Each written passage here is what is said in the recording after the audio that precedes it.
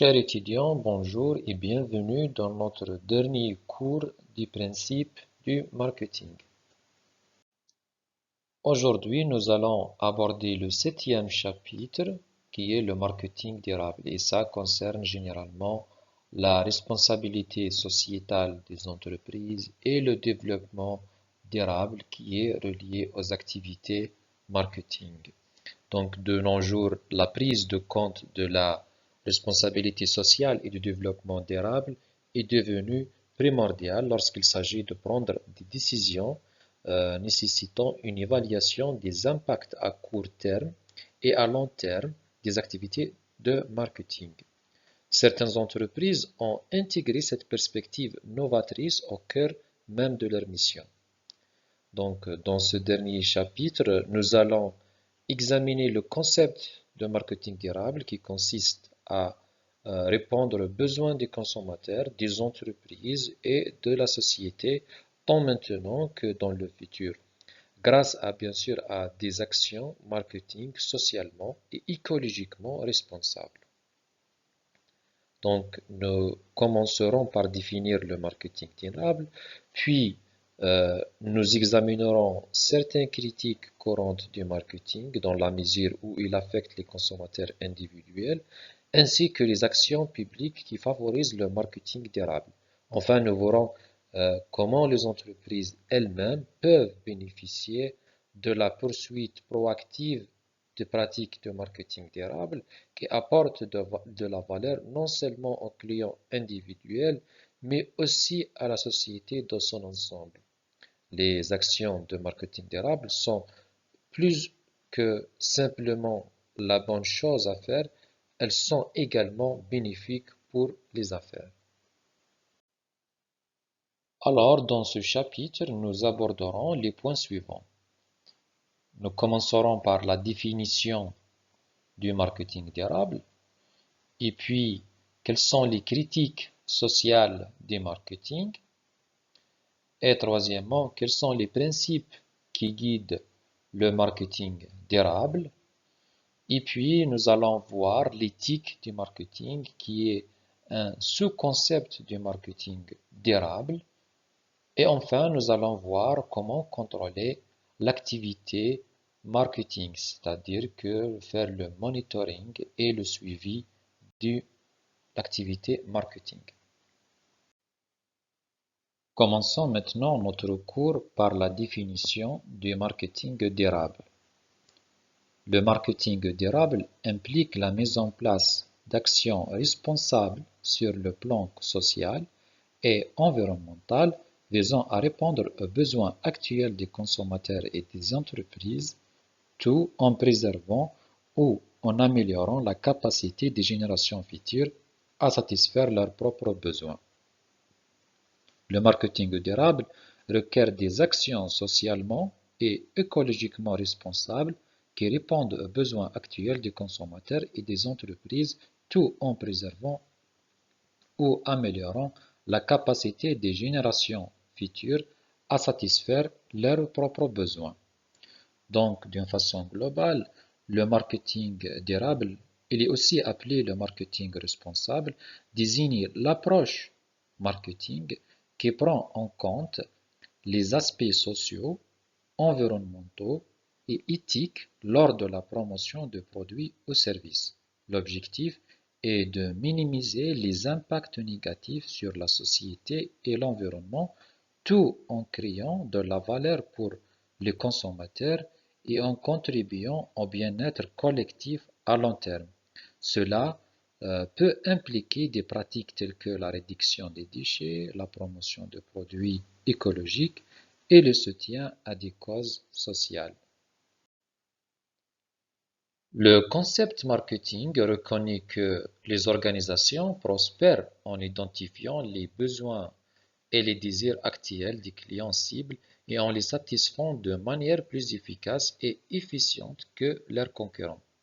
Il met l'accent sur la réalisation des ventes à court terme, de la croissance et des besoins en bénéfice de l'entreprise en impliquant des clients et en leur fournissant ce qu'ils veulent maintenant.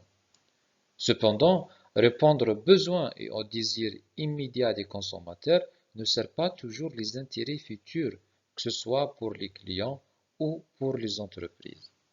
Alors que le concept marketing sociétal ou bien le marketing durable prend en compte le bien-être futur du consommateur et que le concept de planification stratégique envisage les besoins futurs de l'entreprise. Le concept de marketing durable prend en considération les deux aspects. Le marketing durable appelle à des actions socialement et écologiquement responsables qui répondent aux besoins immédiats et futurs à la fois des clients et de l'entreprise.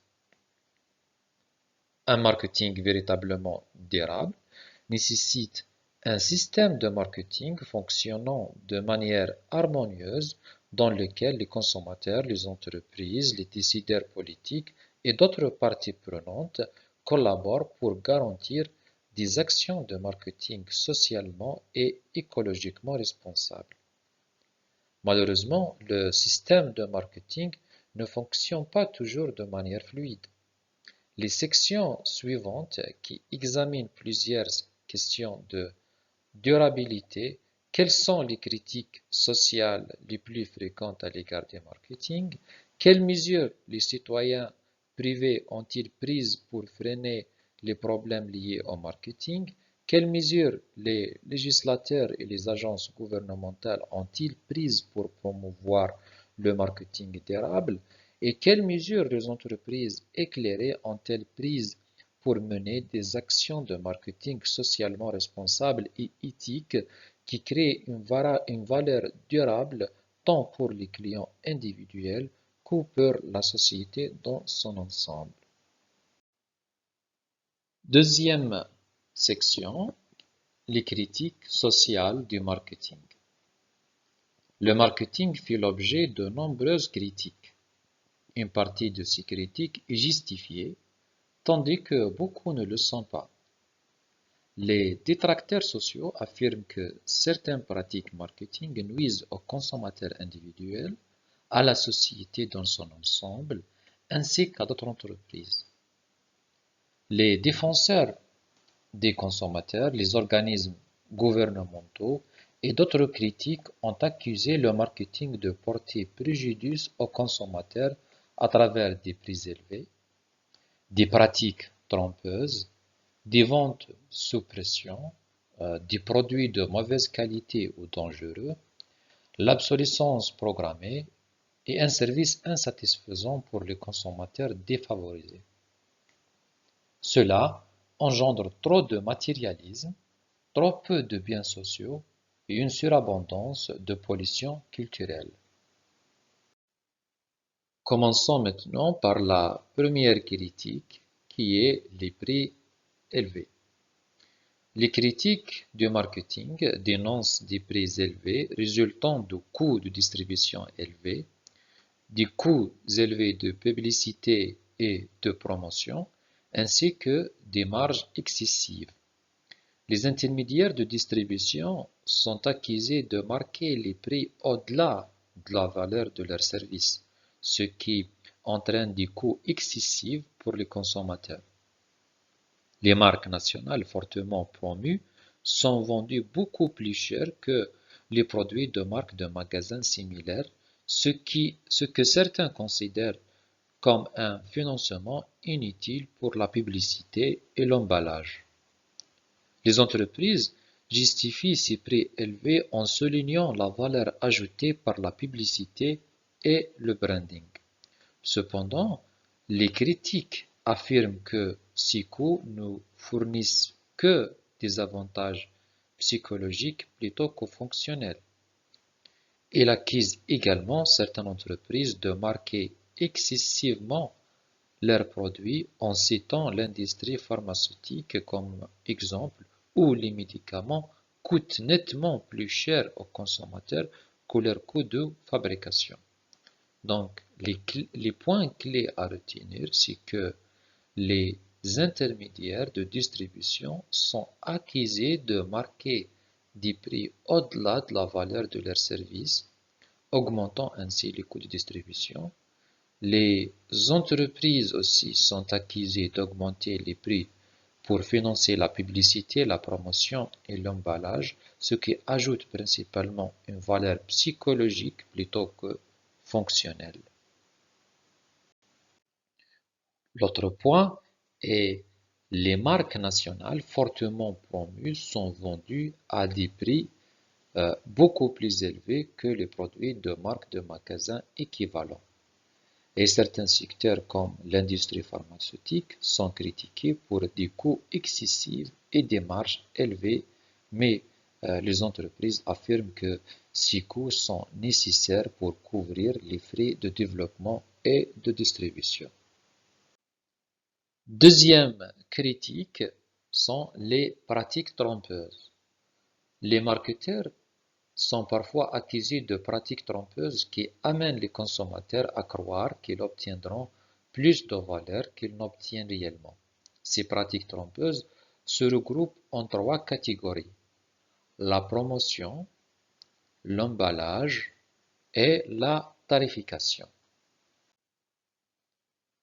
La promotion trompeuse inclut des pratiques telles que la fausse représentation des caractéristiques ou des performances d'un produit ou l'attirance des clients en magasin pour une offre qui est en rupture de stock. L'emballage trompeur comprend des exagérations sur le contenu de l'emballage par le biais d'un design subtil, l'utilisation d'étiquetage trompeur ou la description de la taille de manière trompeuse. Troisième activité ou bien troisième pratique trompeuse est la tarification trompeuse, qui inclut des pratiques telles que la publicité mensongère de prix d'usine ou de gros, ou une réduction de prix importante à partir d'un prétendu du prix de vente aux détails élevés. Les marketeurs soutiennent que la plupart des entreprises évitent les pratiques trompeuses parce que de telles pratiques nuisent à la long terme à l'entreprise. Elles ne sont tout simplement pas durables. Les relations rentables avec les clients reposent sur des valeurs et une confiance. Si les consommateurs n'obtiennent pas ce à quoi ils s'attendent, ils passeront à des produits plus fiables. De plus, les consommateurs ne protègent généralement contre la tromperie. La plupart d'entre eux reconnaissent l'intention commerciale des marketeurs ou bien des responsables marketing et aussi sont prudents lorsqu'ils achètent, parfois même au point de ne pas croire complètement aux affirmations véridiques sur le produit. La troisième critique, qui est la vente sous pression. Les vendeurs sont parfois accusés de pratiquer la vente sous pression, ce qui persuade les gens d'acheter des biens auxquels ils n'avaient pas pensé. On dit souvent que l'assurance immobilière ou les voitures d'occasion ne sont pas achetées mais vendues.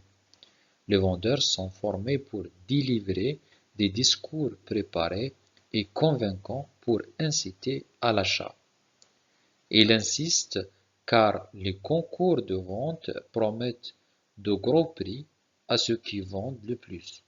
De même, les animateurs d'émissions télévisées utilisent des présentations du type crier pour vendre qui créent un sentiment d'urgence chez le consommateur que seules les personnes ayant une grande force de volonté peuvent résister. Cependant, dans la plupart des cas, le marketeur en peut à gagner de la vente sous pression. Bien que de telles tactiques puissent fonctionner dans des situations de vente ponctuelles pour un gain à court terme, la plupart des ventes impliquent la construction de relations à long terme avec des clients précieux. La vente sous pression ou trompeuse peut sérieusement nuire à de telles relations. L'autre critique sociale du marketing: produits de mauvaise qualité, nocifs ou dangereux. Une plainte fréquente est que trop souvent, les produits et les services ne sont pas bien fabriqués ou ne fonctionnent pas correctement. Et notre plainte concerne la sécurité des produits. La sécurité du produit a posé problème pour plusieurs raisons, notamment l'indifférence des entreprises, la complexité accrue du produit et le mauvais contrôle qualité. Une troisième plainte est que de nombreux produits apportent peu d'avantages ou peuvent même être nocifs. Prenons l'exemple de l'industrie des boissons gazeuses. Pendant des années, les critiques de l'industrie ont accusé les boissons gazeuses riches en sucre et en calories de contribuer à l'épidémie d'obésité et à d'autres problèmes de santé. Ils blâment rapidement ce qu'ils considèrent comme des marketeurs avides de boissons pour profiter des consommateurs vulnérables, nous transformant en une nation de grands buveurs. L'industrie des boissons gazeuses est-elle socialement irresponsable en encourageant activement la surconsommation chez les consommateurs mal informés ou peu méfiants des marchés émergents? Ou ne fait que répondre aux désirs des clients en proposant des produits qui plaisent aux papilles gustatives des consommateurs tout en leur permettant de faire leur propre choix de consommation?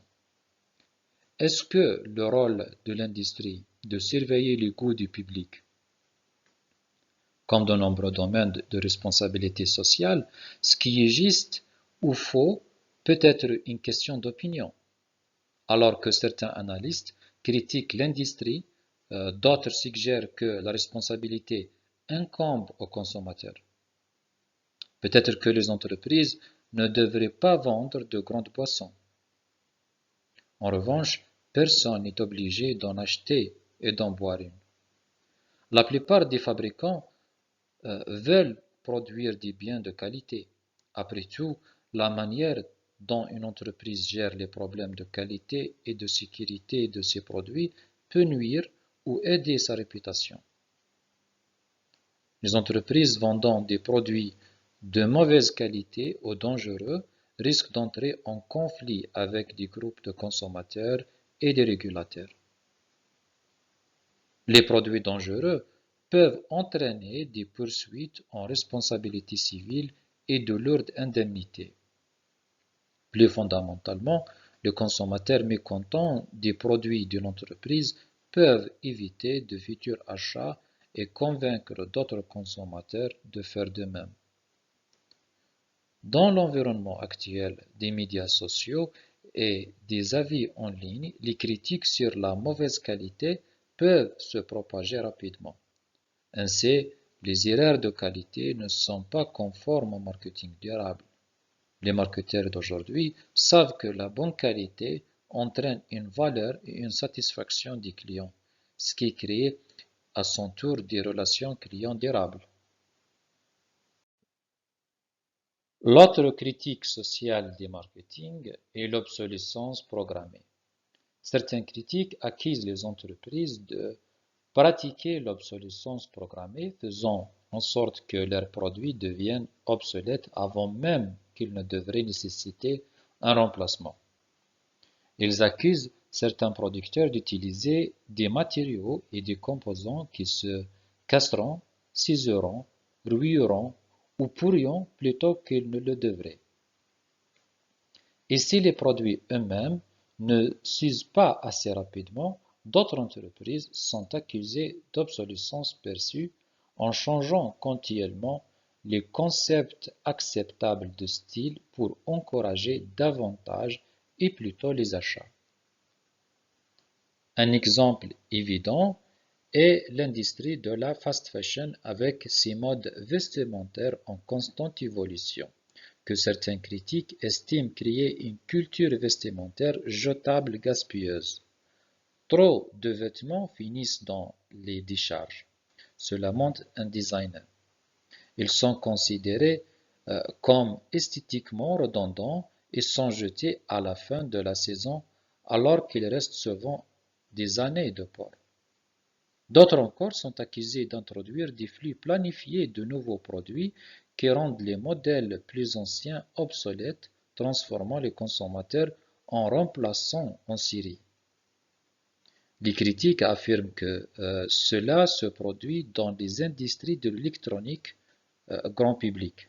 Si vous êtes comme la plupart des gens, vous avez probablement un tiroir rempli de gadgets téléphoniques d'hier, des téléphones portables et des appareils photo, aux iPods et aussi des clés USB, réduits maintenant au statut de fossiles. Il semble que tout ce qui a plus d'un an ou 2 ans soit désespérément dépassé. Les marketeurs répondent que les consommateurs aiment le changement de style. Ils se lassent des anciens biens et veulent un nouveau look en matière de mode, ou ils veulent les dernières innovations high-tech. Même si les modèles perçus anciens fonctionnent toujours, personne n'est obligé d'acheter un nouveau produit. Et s'il y a trop peu de personnes qui l'apprécient, il échouera simplement. Enfin, la plupart des entreprises ne conçoivent pas leurs produits pour qu'ils s'usent plus tôt, car elles ne veulent pas perdre de clients au profit d'autres marques. Au lieu de cela, elles cherchent une amélioration constante pour s'assurer que les produits répondront constamment ou dépasseront les attentes des clients.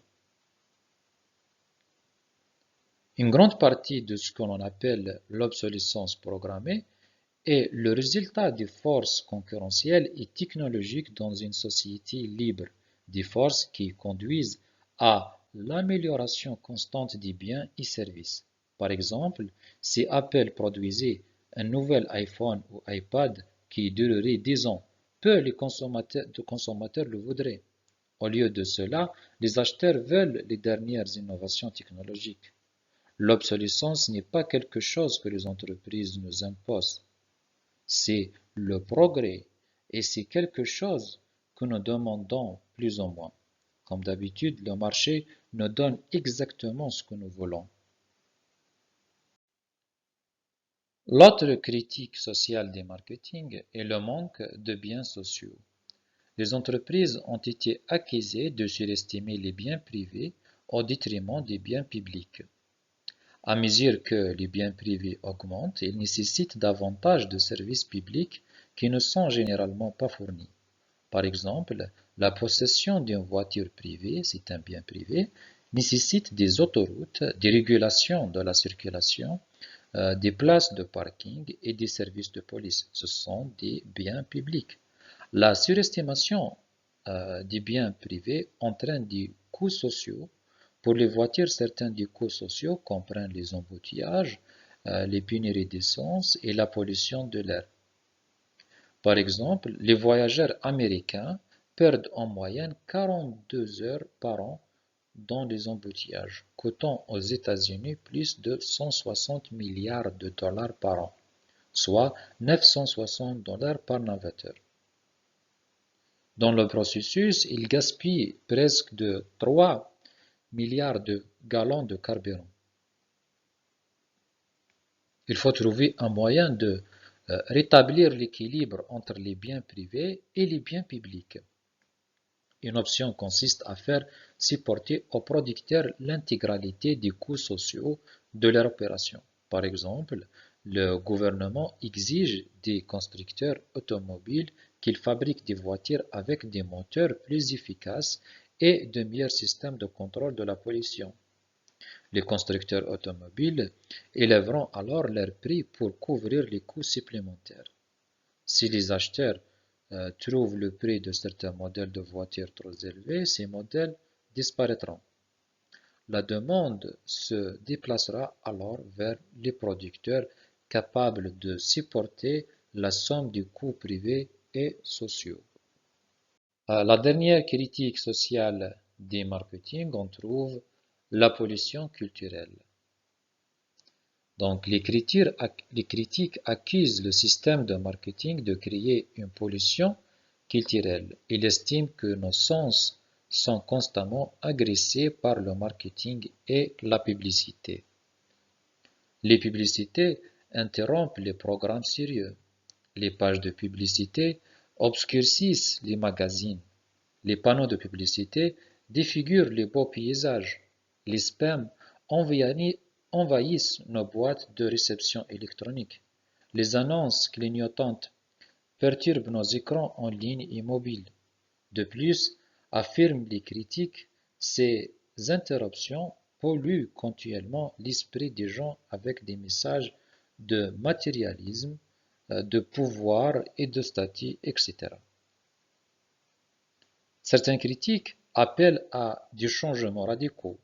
Les marketeurs répondent aux accusations de bruit commercial par les arguments suivants. Premièrement, ils espèrent que leurs annonces atteignent principalement le public cible.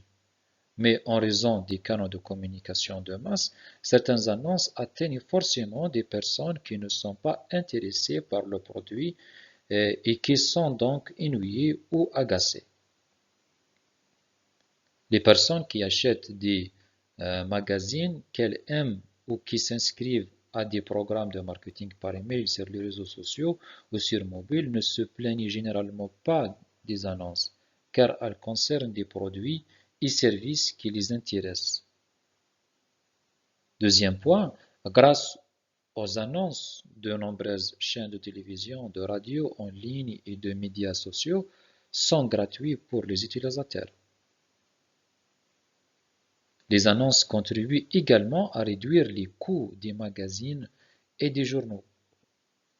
Beaucoup de gens pensent que regarder des annonces est un petit prix à payer pour ces avantages. De plus, les consommateurs trouvent de nombreuses publicités télévisées divertissantes et les recherches.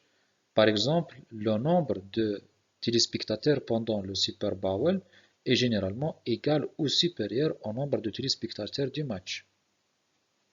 Enfin, les consommateurs aujourd'hui ont des alternatives.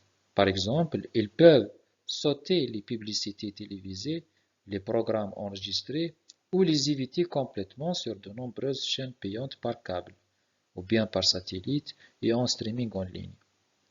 Ainsi, pour capter l'attention des consommateurs, les annonceurs rendent leurs annonces plus divertissantes et informatives. La troisième section du marketing durable est quels sont les principes qui guident le marketing durable. Sous le concept du marketing durable, le marketing d'une entreprise devrait soutenir les meilleures performances à long terme du système marketing. Il devrait être guidé par 5 principes du marketing durable. Il y a le marketing orienté vers le consommateur. Il y a le marketing axé sur la valeur pour les clients. Il y a le marketing innovant. Il y a le marketing axé sur la mission. Et enfin, il y a le marketing sociétal. Commençons par le marketing axé sur le consommateur. Et c'est le premier principe. Le marketing axé sur le consommateur signifie que l'entreprise devrait considérer et organiser ses activités marketing du point de vue du consommateur. Elle devrait travailler dur pour détecter, servir et satisfaire les besoins d'un groupe défini de clients, à la fois actuels et futurs.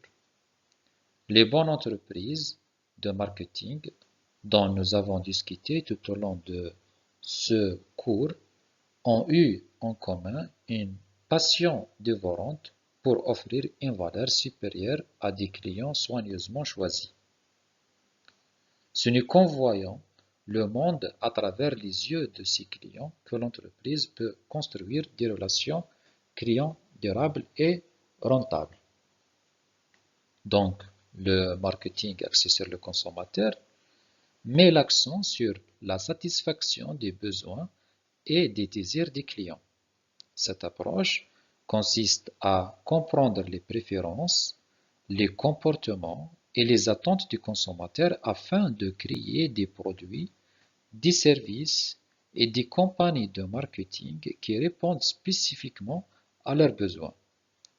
L'objectif est de construire des relations solides avec les clients en offrant de la valeur ajoutée et en fournissant des expériences positives, ce qui peut ultimement conduire à la fidélité à la marque et à la croissance des ventes. Deuxièmement, le marketing axé sur la valeur client. Selon le principe du marketing axé sur la valeur client, l'entreprise devrait consacrer la plupart de ses ressources aux investissements marketing visant à créer de la valeur pour le client. De nombreuses actions que les marketeurs entreprennent, comme par exemple la promotion ponctuelle, le changement cosmétique de produits, la publicité à réponse directe, toutes ces activités peuvent augmenter les ventes à court terme, mais ajoutent moins de valeur que des améliorations réelles de la qualité, des fonctionnalités ou de la commodité des produits. Le marketing éclairé vise à construire un engagement, une fidélité et des relations à long terme avec les consommateurs en améliorant constamment la valeur que ces derniers reçoivent de l'offre de marché de l'entreprise. En créant de la valeur pour les consommateurs, l'entreprise peut capturer de la valeur en retour de la part du consommateur. Troisièmement, le marketing innovant. Le principe du marketing innovant exige que l'entreprise recherche en permanence des améliorations réelles des produits et du marketing. Donc, le marketing innovant se réfère à l'utilisation de nouvelles idées, de technologies ou approches pour promouvoir un produit ou un service. Cela peut impliquer l'utilisation de canaux de communication novateurs, de méthodes de ciblage avancées ou de technologies émergentes pour atteindre et engager efficacement le public cible.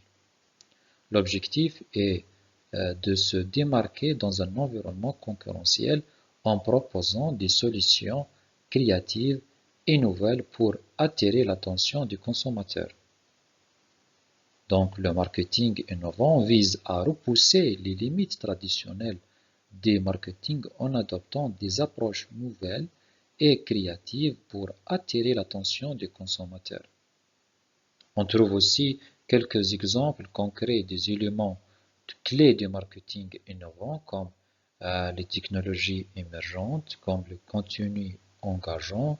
On trouve les expériences clients exceptionnelles. On trouve le ciblage précis. On trouve aussi le marketing d'influence. Il y a le marketing viral. Le marketing viral, c'est la création de contenu suffisamment intrigant ou amusant pour inciter les consommateurs à les partager massivement sur les réseaux sociaux.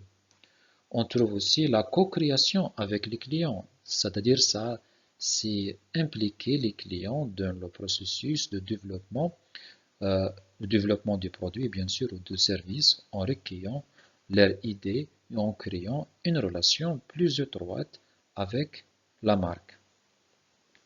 D'une façon générale, donc, le marketing innovant nécessite une compréhension approfondie des besoins et des préférences des consommateurs ainsi qu'une ouverture à l'expérimentation et à l'adaptation aux nouvelles tendances. L'objectif est de créer des expériences marquantes et qui se démarquent de la concurrence et laissent une impression positive et durable dans l'esprit des consommateurs. Quatrièmement, le marketing avec un sens de la mission. Le marketing avec un sens de la mission signifie que l'entreprise devrait définir sa mission en termes sociaux larges plutôt qu'en termes étroits de produits. Donc, le marketing avec un sens de la mission aussi souvent est appelé le marketing à but social ou bien aussi même le marketing responsable. Ça implique l'intégration d'objectifs sociaux ou environnementaux dans les activités de marketing d'une entreprise.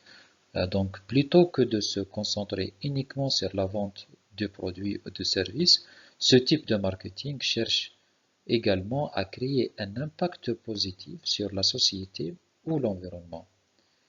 On trouve aussi parmi les outils utilisés par ce marketing, on trouve la responsabilité sociétale des entreprises, le marketing de cause. Le marketing de cause, c'est-à-dire que les entreprises s'associent à des causes philanthropiques ou sociales et consacrent une partie de leurs profits à des initiatives caritatives ou des actions de sensibilisation. D'une façon générale, l'objectif du marketing avec un sens de la mission est de créer une valeur durable pour la société tout en développant des relations positives avec les clients. Cela peut non seulement renforcer la réputation de l'entreprise, mais aussi attirer des consommateurs qui accordent de l'importance aux questions socialement environnementales. Lorsqu'une entreprise définit mission sociale, les employés se sentent mieux dans leur travail et ont une direction plus claire. Les marques associées à des missions plus vastes peuvent servir les meilleurs intérêts à long terme de la marque et des consommateurs. Par exemple, la marque Johnson Baby de Johnson & Johnson se consacre à une mission consistant à comprendre les bébés et les soins spéciaux dont ils ont besoin, puis à utiliser ces connaissances pour fournir aux parents des produits de soins pour bébés sûrs et efficaces. Un autre principe du marketing durable est le marketing sociétal. En suivant le principe du marketing sociétal, une entreprise prend des décisions marketing en tenant compte des désirs des consommateurs, des besoins de l'entreprise, des intérêts à long terme des consommateurs et des intérêts à long terme de la société. Les entreprises doivent être conscientes que négliger les intérêts à long terme des consommateurs et de la société est un disservice envers le consommateur et la société. Les entreprises attentives voient les problèmes sociaux comme des opportunités. Donc, le marketing sociétal est une approche du marketing qui va au-delà de la simple satisfaction des besoins et des désirs des consommateurs pour englober les intérêts et les valeurs de la société dans son ensemble. Cette approche met l'accent sur la prise en compte des conséquences sociales et éthiques des décisions marketing d'une entreprise. Donc, le marketing sociétal cherche à trouver un équilibre entre les objectifs de l'entreprise, les besoins des consommateurs et les préoccupations de la société. En mettant l'accent sur le bien-être collectif, le marketing sociétal vise à créer une valeur à long terme pour la société tout en favorisant la croissance et le succès de l'entreprise. Cela peut renforcer la confiance des consommateurs et contribuer à la construction d'une réputation positive pour l'entreprise. Le marketing durable appelle à des produits qui ne sont pas seulement plaisants, mais aussi bénéfiques. Les produits peuvent être classés en fonction de leur degré de satisfaction immédiate des consommateurs et de leurs bénéfices à long terme pour les consommateurs. Il y a les produits déficients, tels que les médicaments au goût désagréable et inefficaces, n'ont ni attrait immédiat ni avantage à long terme. Il y a les produits plaisants qui procurent une grande satisfaction immédiate, mais peuvent nuire aux consommateurs à long terme. Des exemples incluent des cigarettes et la malbouffe. D'autres, il y a les produits bénéfiques, qui ont un attrait immédiat faible, mais peuvent bénéficier aux consommateurs à long terme, par exemple les casques de vélo ou certains produits d'assurance. Il y a aussi les produits désirables, qui procurent à la fois une grande satisfaction immédiate et de grands avantages à long terme, tels qu'un aliment savoureux ou nutritif pour le petit déjeuner. Les entreprises devraient essayer de transformer tous leurs produits en produits désirables. Le défi posé par les produits plaisants est qu'ils se vendent très bien, mais peuvent finir par nuire aux consommateurs. L'opportunité du produit consiste donc à ajouter des avantages à long terme sans réduire les qualités plaisantes du produit. Le défi posé par les produits bénéfiques et d'ajouter quelques qualités plaisantes pour qu'ils deviennent plus désirables dans l'esprit des consommateurs. Quatrième section, l'éthique du marketing. L'éthique du marketing est un sous-concept du marketing durable. Une bonne éthique est un pilier du marketing durable. À long terme, le marketing non éthique nuit aux clients et à la société dans son ensemble. De plus, cela finit par endommager la réputation et l'efficacité d'une entreprise, mettant en péril sa survie même. Ainsi, les objectifs du marketing durable visant le bien-être à long terme des consommateurs et des entreprises ne peuvent être atteints que grâce à une conduite marketing éthique. Les marketeurs consciencieux sont confrontés à de nombreux dilemmes moraux. La meilleure chose à faire est souvent peu claire. Quant les gestionnaires n'ont pas une grande sensibilité morale. Les entreprises doivent élaborer des politiques d'éthique en marketing corporatif, c'est-à-dire des directives générales que tout le monde dans l'organisation doit suivre. Ces politiques devraient couvrir les relations avec les distributeurs, les normes publicitaires, le service à la clientèle, la tarification, le développement de produits et les normes éthiques générales. Les meilleures directives ne peuvent pas résoudre toutes les situations éthiques difficiles auxquelles le marketeur est confronté. Si les marketeurs choisissent des actions qui génèrent des ventes immédiates dans tous ces cas, leur comportement marketing pourrait bien être qualifié d'immoral, voire d'amoral.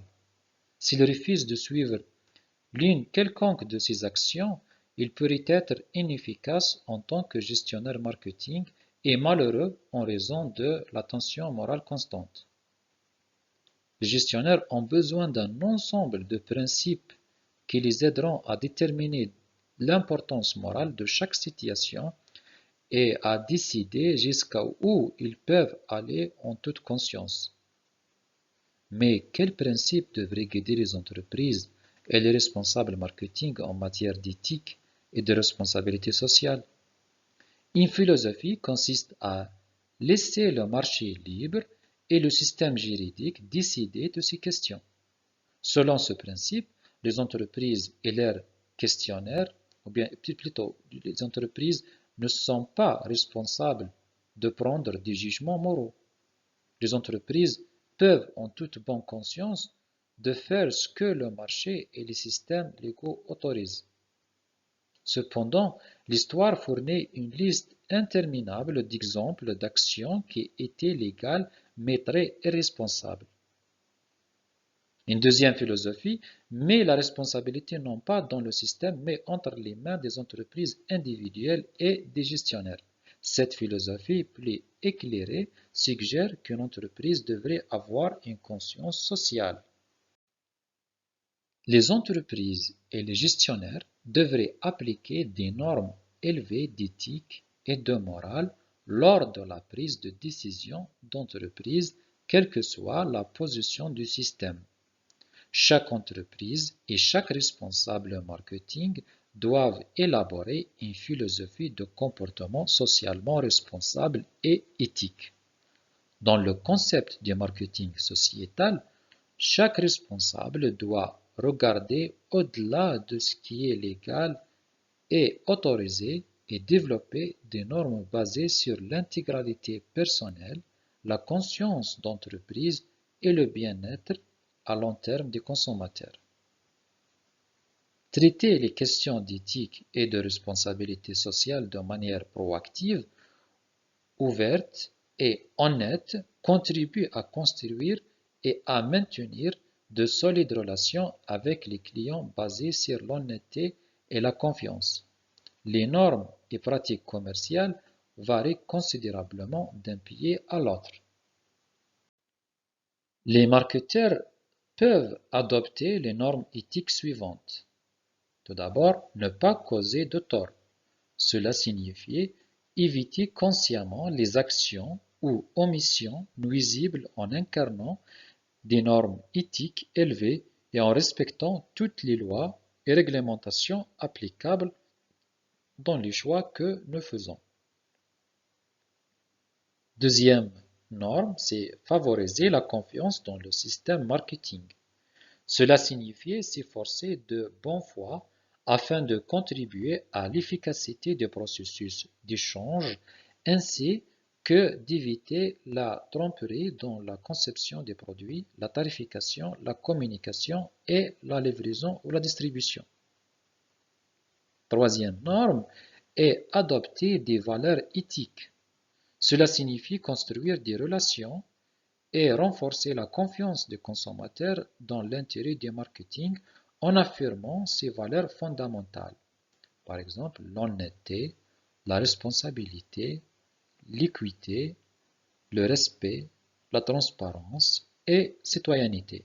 Les entreprises développent également des programmes pour enseigner aux gestionnaires les problèmes éthiques importants et les aider à trouver les réponses appropriées.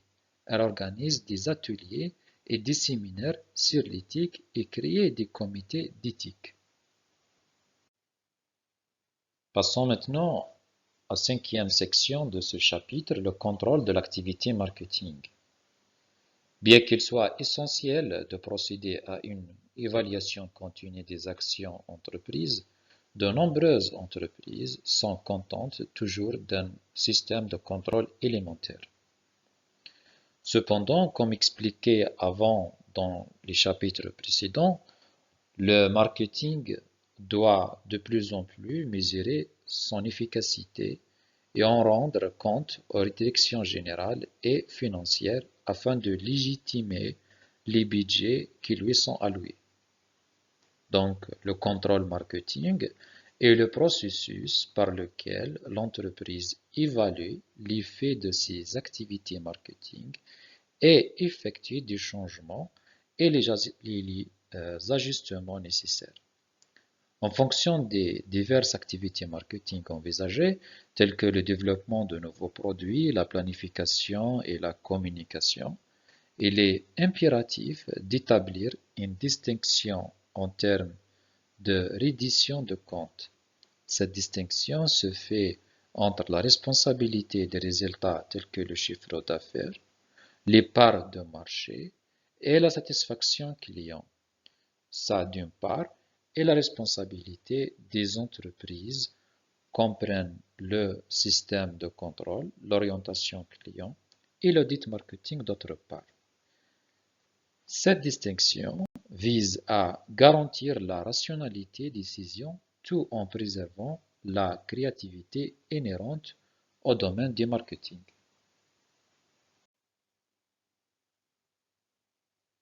Quels sont les différents types de contrôle en marketing? Il est judicieux de catégoriser le contrôle en 4 niveaux distincts. Il y a le contrôle des plans annuels. Et ici, la principale responsabilité, c'est de la direction générale ou bien les directions fonctionnelles. L'objectif de ce contrôle est d'analyser dans quelle mesure les objectifs ont été atteints et identifier des actions correctives.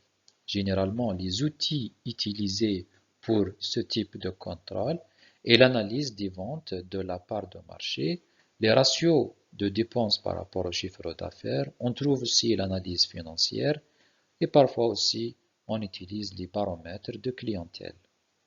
Le deuxième type de contrôle est le contrôle de la rentabilité. Il est fait généralement par le contrôleur marketing. L'objectif de ce type de contrôle est d'analyser dans quelle mesure l'entreprise gagne ou perd de l'argent. Généralement, les outils utilisés pour ce type de contrôle est l'étude de rentabilité par produit, par zone géographique, par segment de marché, ou bien par circuit de distribution, ou bien aussi par taille des commandes. Le troisième type de contrôle marketing est le contrôle de la productivité. Généralement, c'est le responsable fonctionnel et opérationnel et contrôle marketing qui font ce type de contrôle. L'objectif du contrôle de de la productivité est d'évaluer et améliorer la productivité des moyens commerciaux et l'impact du niveau des dépenses. Généralement, les outils utilisés, c'est l'analyse de la productivité, l'analyse de la force de vente, de la publicité, la promotion des ventes, la distribution, etc. Et le quatrième type de contrôle est le contrôle stratégique. Il est fait généralement par la direction générale ou bien l'auditeur marketing. L'objectif du contrôle stratégique est d'analyser dans quelle mesure l'entreprise saisit les opportunités liées à l'environnement, notamment en matière de marché, de produits et de circuits. Et généralement, les outils aussi utilisés, c'est l'analyse de l'efficacité de marketing de l'entreprise, l'audit marketing, le bilan de ses responsabilités sociales et de l'éthique et de ses comportements. Commençons par le premier type de contrôle et le contrôle des plans marketing annuels. Le contrôle des plans annuels constitue une étape cruciale dans la gestion du marketing d'une entreprise.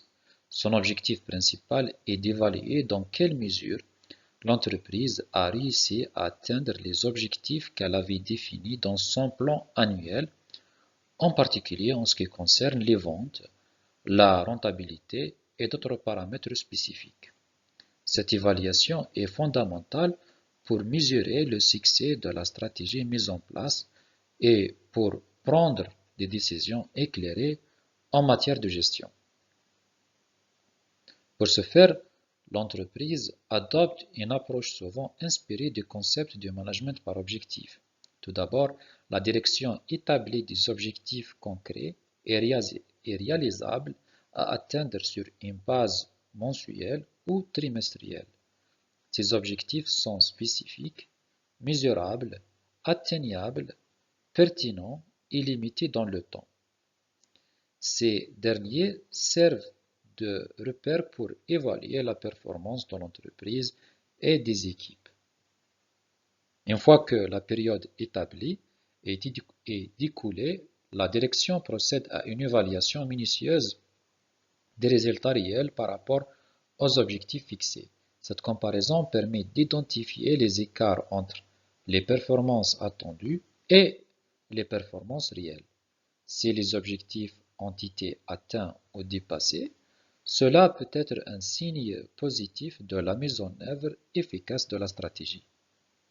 Cependant, si ces écarts significatifs sont observés, il est nécessaire de comprendre les raisons sous-jacentes de ces différences. L'analyse des écarts est une étape critique du processus de contrôle.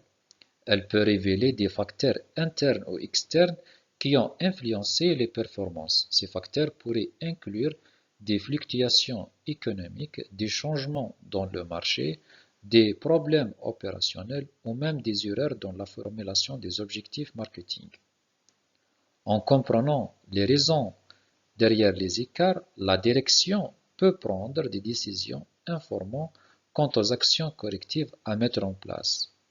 Ces mesures correctives peuvent prendre différentes formes selon la nature des écarts. Il pourrait s'agir de réajuster les objectifs futurs pour refléter les réalités du marché, d'apporter des modifications au processus opérationnel pour améliorer l'efficacité du marketing ou encore d'investir dans des initiatives spécifiques pour stimuler les ventes et la rentabilité.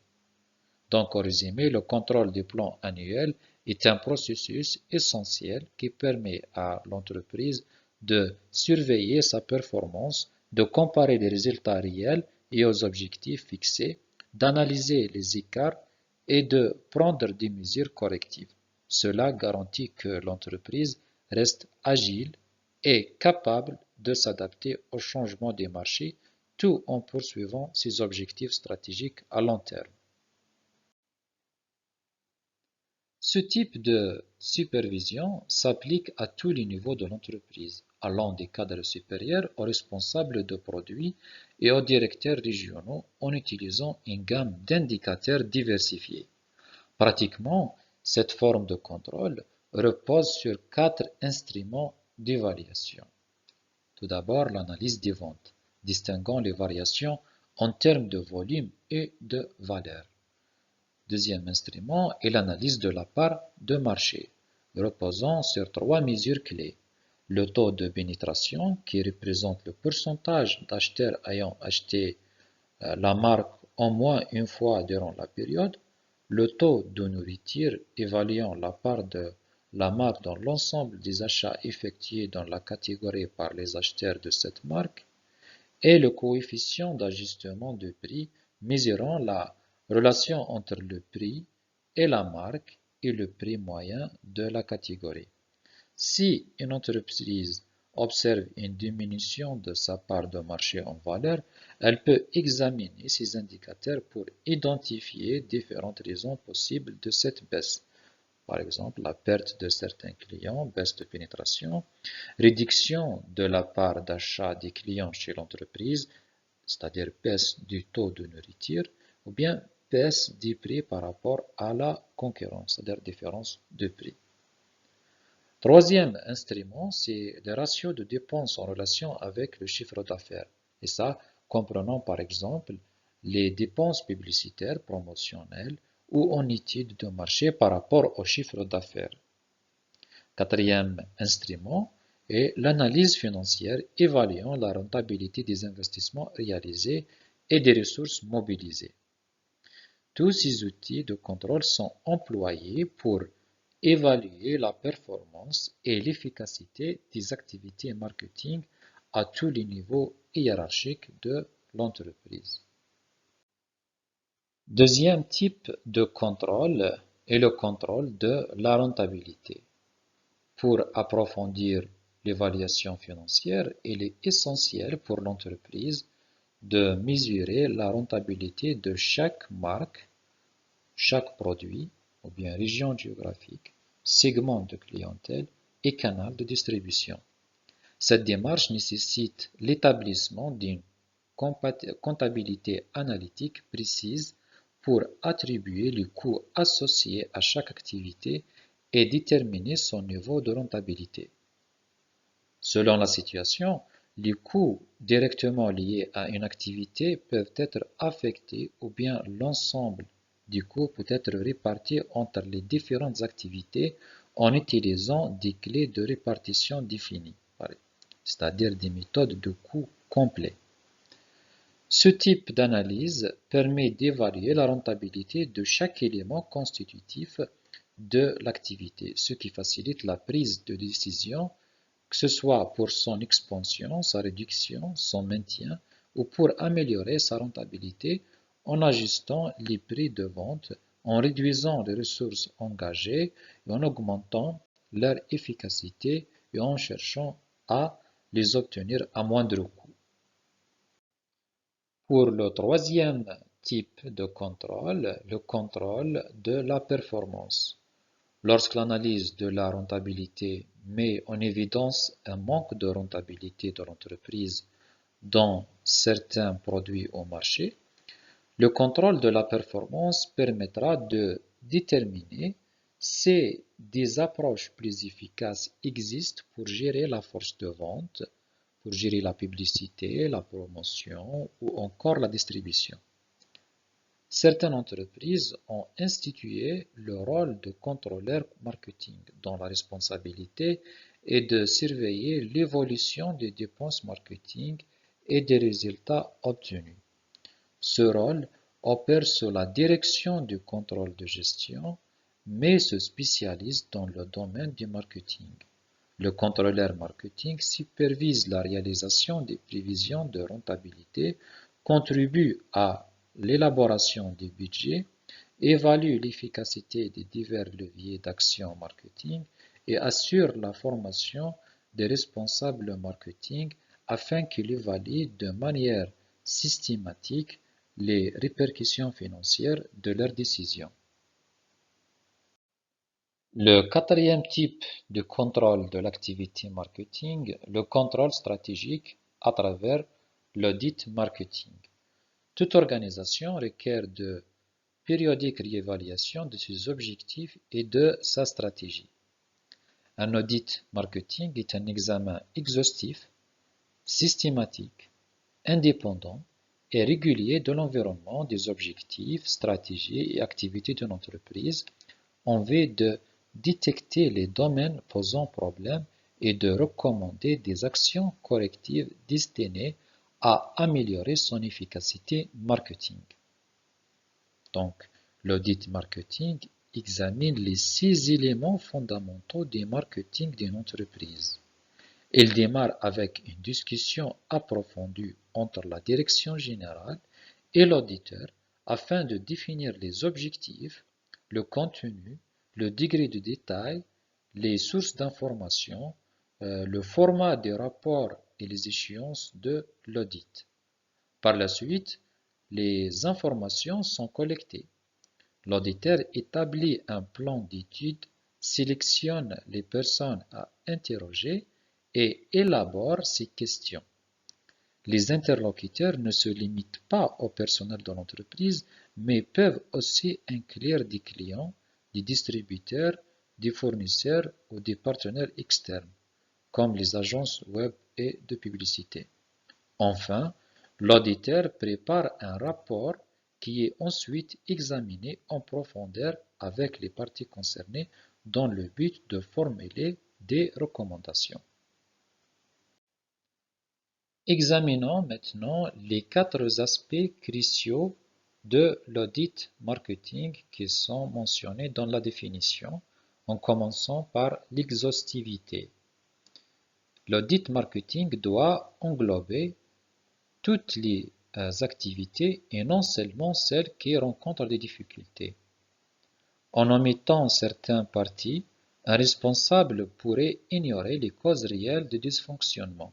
Par exemple, un taux élevé de rotation de la force de vente peut résulter non seulement d'une mauvaise gestion des vendeurs, mais aussi de problèmes relatifs aux produits ou à la communication. Seul un audit global permettra d'identifier les véritables zones d'inefficacité. Deuxième aspect, c'est systématique. L'audit marketing est systématique. L'audit marketing doit suivre une série ordonnée de diagnostics concernant l'environnement, le système marketing interne et les diverses activités. Ces diagnostics doivent conduire à la conception d'un plan d'action corrective à court et long terme visant à améliorer l'ensemble de la performance. Troisième aspect, c'est l'indépendance. L'audit marketing est indépendant.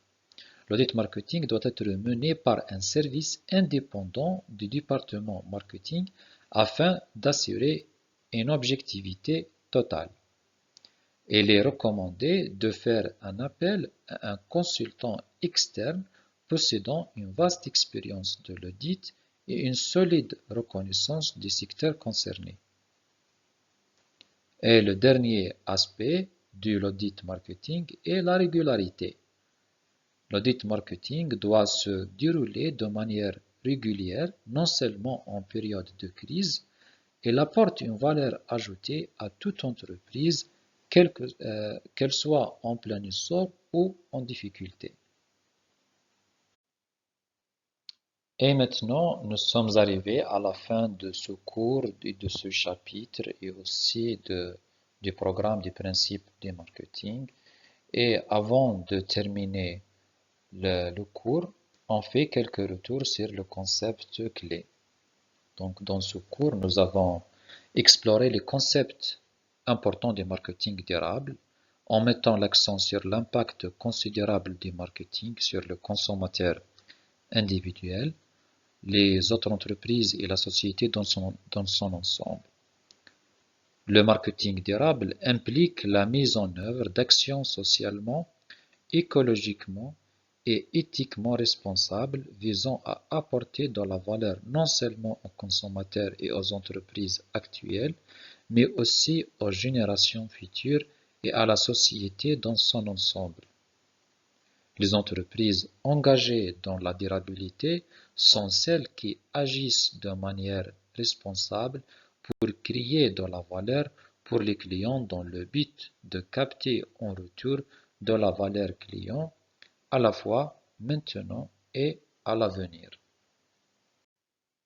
Le marketing durable consiste à répondre aux besoins actuels des consommateurs et des entreprises en préservant et en améliorant la capacité des générations futures à répondre à leurs propres besoins. Alors que le concept marketing reconnaît que les entreprises prospèrent en satisfaisant les besoins quotidiens des clients, le marketing durable implique des actions socialement et écologiquement responsables qui répondent aux besoins à la fois immédiats et futurs des clients et de l'entreprise. Le marketing véritablement durable nécessite un système de marketing bien coordonné dans lequel les consommateurs, les entreprises, les décideurs politiques et d'autres parties prenantes collaborent pour garantir des actions de marketing responsables. L'importance du marketing durable réside dans le fait qu'il ne se contente pas de maximiser les profits à court terme, mais vise à créer une valeur à long terme pour les parties prenantes et pour la planète. En adoptant une approche responsable, le marketing contribue à préserver l'environnement, à améliorer la qualité de vie des consommateurs et à renforcer la réputation et la crédibilité des entreprises. Cela permet également de répondre aux attentes croissantes des consommateurs en matière de responsabilité sociale et environnementale, ce qui peut conduire à une fidélisation accrue des clients et à des avantages concurrentiels à long terme. En promouvant une prise de conscience des conséquences à long terme de leurs actions, les entreprises adoptent le marketing durable sont mieux positionnées pour anticiper et atténuer les risques liés aux problèmes environnementaux, sociaux et éthiques. Elles contribuent ainsi à forger un avenir durable pour les générations futures, tout en créant un environnement propice à la croissance et à la prospérité à long terme. L'impact du marketing sur le bien-être individuel des consommateurs a été critiqué pour ses prix élevés, ses pratiques trompeuses, ses ventes à haute pression, ses produits médiocres ou dangereux, l'obsolescence planifiée et le mauvais service aux consommateurs défavorisés. L'impact du marketing sur la société a été critiqué pour la création de faux besoins et un excès de matérialisme, la production insuffisante de biens sociaux et la pollution culturelle. Les critiques ont également dénoncé l'impact du marketing sur les autres entreprises, en particulier pour les dommages causés aux concurrents et la réduction de la concurrence par le biais d'acquisitions, de pratiques créant des barrières à l'entrée et de pratiques de marketing concurrentiel déloyales. Certaines de ces préoccupations sont justifiées, d'autres ne le sont pas. Au départ, de nombreuses entreprises ont résisté aux mouvements sociaux et à des lois, mais la plupart reconnaissent désormais la nécessité d'offrir des informations, de l'éducation et de la protection positive aux consommateurs. Dans le cadre du concept de marketing durable, le marketing d'une entreprise devrait soutenir les meilleures performances à long terme du système de marketing. Il devrait être guidé par 5 principes de marketing durable. Le marketing axé sur le consommateur, le marketing axé sur la valeur client, le marketing innovant, le marketing axé sur la mission et le marketing sociétal. De plus en plus, les entreprises répondent à la nécessité de fournir des politiques et des lignes directrices aux gestionnaires pour les aider à traiter des questions d'éthique en marketing Bien sûr, même les meilleures directives ne peuvent pas résoudre toutes les décisions éthiques difficiles que les individus et les entreprises doivent prendre. Cependant, il existe quelques principes parmi lesquels les marketeurs peuvent choisir. Un principe stipule que le marché libre et le système juridique devraient décider de telles questions. Un deuxième principe, plus éclairé, met la responsabilité non pas sur le système, mais entre les mains des entreprises et des gestionnaires individuels. Chaque entreprise et chaque responsable marketing doivent élaborer une philosophie de comportement social responsable et éthique. Dans le cadre du concept de marketing durable, le gestionnaire doit regarder au-delà de ce qui est légal et est autorisé et développer des normes basées sur l'intégrité personnelle, la conscience d'entreprise et le bien-être à long terme des consommateurs. La gestion du marketing s'étend de manière logique à partir de la phase de planification. Dans une entreprise, plusieurs niveaux de supervision sont indispensables au bien du contrôle marketing, tels que le suivi du plan annuel, l'évaluation de la rentabilité, l'analyse de la performance et enfin l'examen stratégique par le biais de l'audit marketing. Et maintenant, nous sommes parvenus à la conclusion de ce cours, de ce chapitre, ainsi que du programme consacré aux principes fondamentaux du marketing. J'espère sincèrement que vous avez pleinement saisi les notions essentielles abordées telles que l'approche et la démarche marketing, l'analyse de l'environnement, l'analyse macro et micro-environnement, la segmentation et la méthode de segmentation des marchés, comment cibler les marchés et la clientèle, le mix marketing qui se compose sur la politique produit, la politique prix, la politique de distribution et la politique de communication. Nous avons aussi vu le marketing international et aujourd'hui aussi, nous avons vu le marketing durable. Donc, si vous avez besoin d'aide supplémentaire ou si vous avez des questions, n'hésitez pas à me solliciter.